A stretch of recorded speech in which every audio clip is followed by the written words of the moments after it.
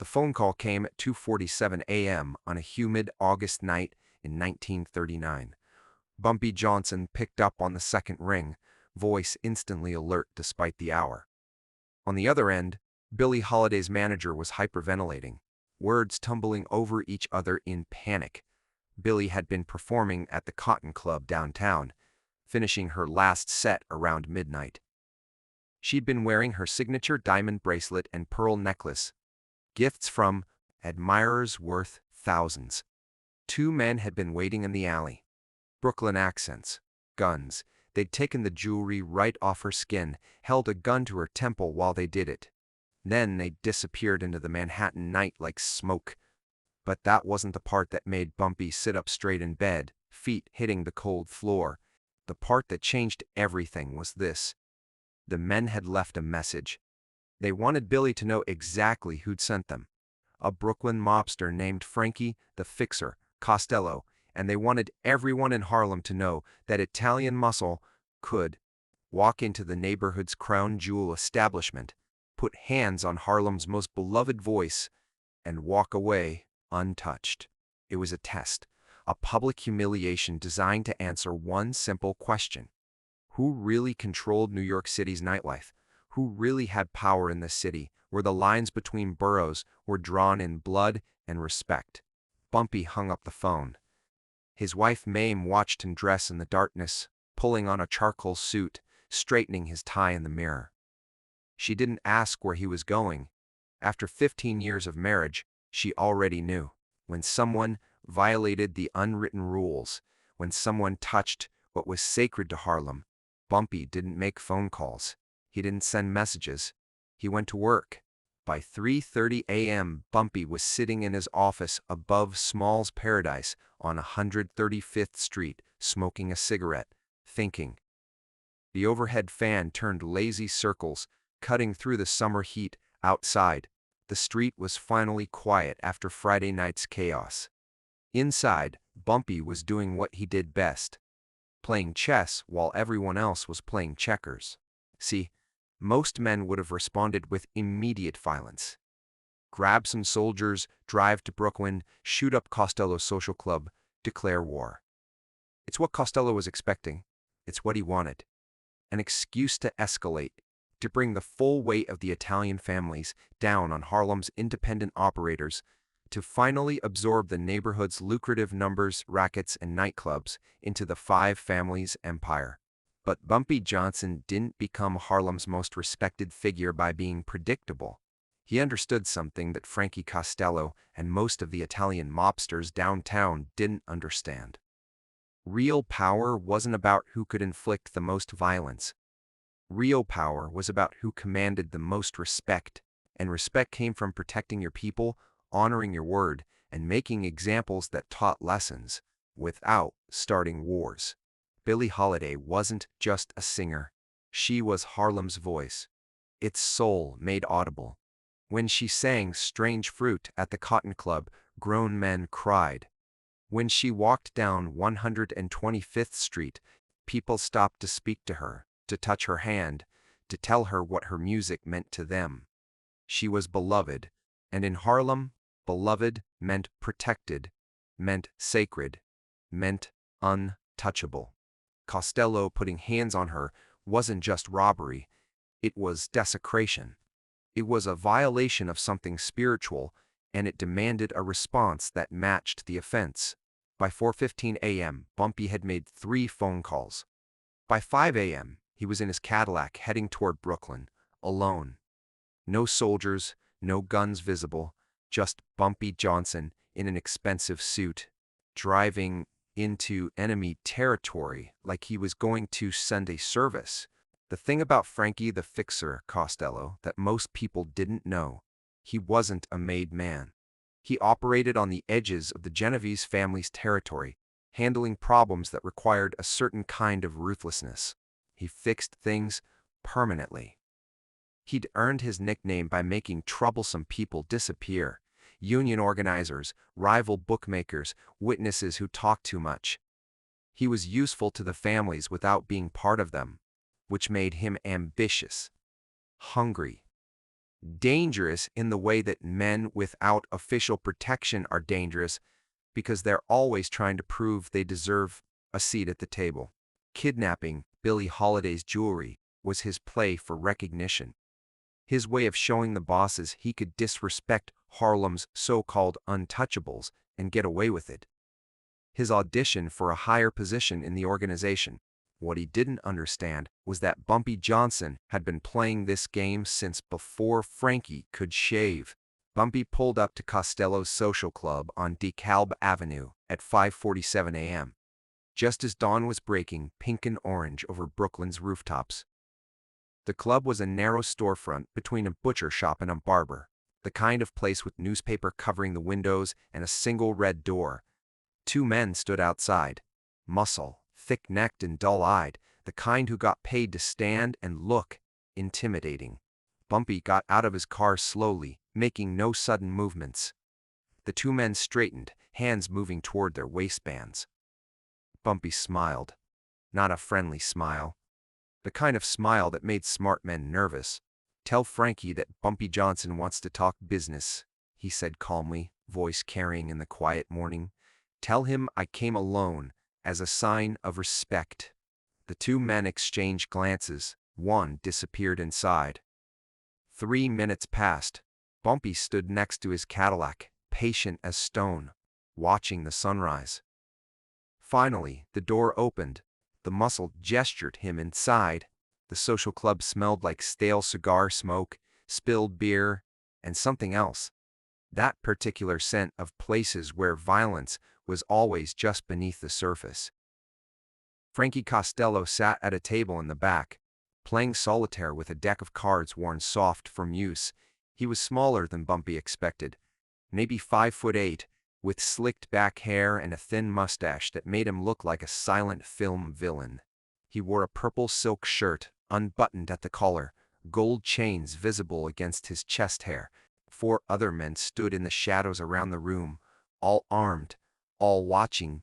Costello didn't look up from his cards. A power move, making Bumpy wait, making him stand there like a supplicant seeking an audience. Bumpy let the silence stretch.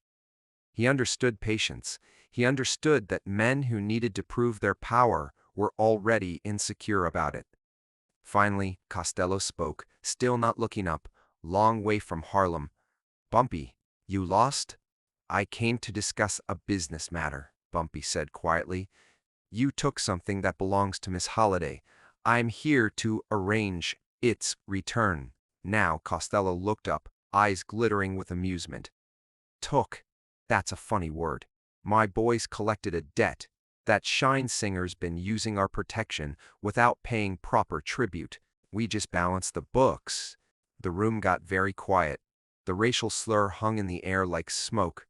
It was deliberate. Another test, see if Bumpy would react with anger, with violence, with predictability. Bumpy's expression didn't change. "Here's how this is going to work," he said. Voice still quiet, still calm. "You're going to return every piece of jewelry your people took. The diamond bracelet, the pearl necklace, the gold ring, everything. You're going to have it delivered to my office by noon today, and you're going to include a written apology to Miss Holiday." Costello laughed. Actually laughed. His men joined in, nervous chuckles echoing around the room. "Or what?" Costello asked, leaning back in his chair. "You gonna start a war over some costume jewelry? You got 4 guns pointed at you right now, and you walking in here making demands. Or," Bumpy said, and something in his tone made the laughter die instantly, "I'm going to call in a favor." Costello's smile faded slightly. "What favor?" 3 years ago, Bumpy said, voice taking on the quality of a history teacher reciting facts, "your cousin Dominic was running numbers in Red Hook. He got sideways with some colored soldiers returning from the war. Men who didn't appreciate how he was treating people in their neighborhood. They were going to kill him. Would have been justified. But I made a phone call. Told them Dominic was young and stupid, that he didn't know better, that the disrespect wasn't intentional. I vouched for him. Saved his life. Costello's jaw tightened. This was clearly news to him. Dominic didn't tell you about that, did he? Bumpy continued. Probably embarrassed. Probably didn't want you knowing he needed a colored man from Harlem to save his life. But he knows. And more importantly, the people who matter know. The bosses know. The Carlo Gambino knows. Vito Genovese knows. They remember favors. They remember debts. The temperature in the room dropped about 20 degrees. Costello's face had gone from amused to stone. So here's what's really happening, Bumpy said, and now he took 2 steps closer to Costello's table. You made a move without checking with the people above you. You put your hands on someone under my protection, thinking you could disrespect Harlem without consequences. You thought this was about showing strength, but what you actually did was show the families that you don't understand the rules, that you're reckless, that you can't be trusted with real responsibility. Bumpy leaned forward, palms flat on the table, looking Costello directly in the eyes.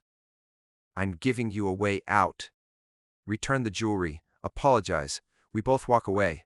You get to tell your people you made a business arrangement with Bumpy Johnson, that we came to an understanding. You save face, and now Bumpy's voice dropped to barely above a whisper. I make 1 phone call to Carlo Gambino and tell him that Frankie Costello is creating problems between Harlem and Brooklyn, that you're threatening the peace, that you're bad for business. And we both know what happens to people who are bad for business. Business. The silence that followed was absolute. You could hear the distant sound of morning traffic outside. Someone's stomach gurgled. A clock ticked on the wall. Costello's hands were flat on the table, knuckles white. His jaw worked like he was chewing glass. The 4 gunmen in the shadows looked at each other, uncertain. This wasn't how this was supposed to go. This was supposed to be them sending a message, them flexing power, them humiliating the Harlem King. But somehow, impossibly, Bumpy Johnson had walked into their territory, alone and unarmed. And now they were the ones feeling threatened. Noon, Bumpy said, straightening up. My office, don't be late. He turned and walked toward the door, slow, unhurried, his back completely exposed to 4 men with guns. It was the most dangerous 15 feet he'd ever walked, and he crossed them like he was strolling through Central Park on a path. Sunday afternoon. Nobody stopped him. Nobody pulled a trigger. Because in that moment, everyone in that room understood that Bumpy Johnson wasn't bluffing, that he had power beyond guns and muscle, that he had something more valuable: connections, respect, and the absolute certainty that comes from being willing to bet your life on your word. The Cadillac's engine started smooth. Bumpy drove away from Brooklyn as the sun climbed higher, turning the summer sky from pink to blue. At 11:47 a.m., a nervous young Italian man in a cheap suit arrived at Bumpy's office above Small's Paradise. He carried a velvet bag and a sealed envelope. Inside the bag, 1 diamond bracelet, 1 pearl necklace, 1 gold ring. Inside the envelope, a handwritten note on expensive stationery that read, simply, My sincere apologies for the misunderstanding. F.C. Bumpy examined each piece of jewelry carefully, checking for damage, making sure nothing was missing. Satisfied, he picked up his phone and dialed. Billie Holiday answered on the 3rd ring. Voice hoarse from crying. It's handled, Bumpy said. Come by this evening. Everything's here. Everything's whole. How? She asked, voice breaking. How did you? Your family, Bumpy interrupted gently. Nobody touches family. That evening, Billie Holiday performed at the Cotton Club to a standing-room-only crowd. She wore her diamond bracelet and pearl necklace. When she finished, God bless the child. There wasn't a dry eye in the twere. The house, between songs, she told the audience that she wanted to thank someone special, someone who'd reminded her that in Harlem, people protected their own. She didn't say Bumpy's name. She didn't have to. Everyone knew. Word spread fast in the underworld. By the end of the week, the story had circulated through every social club, every back room, every criminal enterprise from the Bronx to Staten Island. Bumpy Johnson had walked alone into a Brooklyn mob club, faced down 4 guns, and walked out with exactly what he came for. No shots fired, no blood spilled, just pure, calculated power. Frankie the Fixer Costello never made it into the Genovese family's inner circle.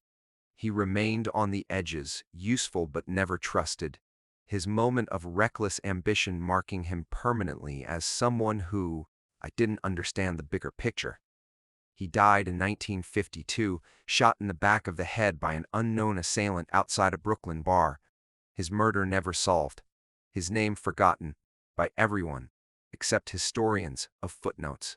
But Billie Holiday remembered. She wore that diamond bracelet until the day she died 20 years later. And sometimes, late at night in clubs where musicians gathered after their sets, she'd tell the story about the time a Brooklyn mobster made a terrible mistake, and Harlem's king set everything right without firing a single shot. See, that's the thing about real power that most people never understand. Violence is easy. Any idiot with a gun can start a war.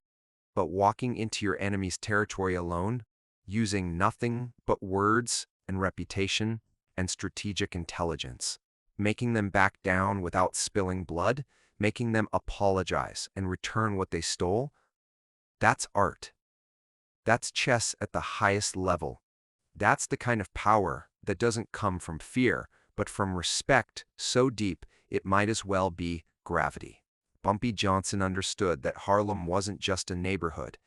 It was a family, and families protect their own, not with brutality, but with intelligence, with patience, with the kind of calculated moves that make your enemies respect you even as they hate you. So here's the question for you. In a world where power is usually measured in bodies and bullets, where violence is the expected response to disrespect, what does it say about a man who can achieve total victory without ever drawing a weapon? What kind of strength does it take to walk into a room full of killers and make them blink first? Not through intimidation, but through strategic brilliance. If you found this story compelling, hit that like button. Drop a comment about whether you think Bumpy made the right move or if he should have responded differently. And subscribe for more stories about the legends who shaped America's criminals. Underworld, the strategic minds who understood that the most dangerous weapon isn't a gun, it's intelligence, combined with absolute conviction, because in the end, respect isn't given, it's earned, and nobody earned it quite like Bumpy Johnson.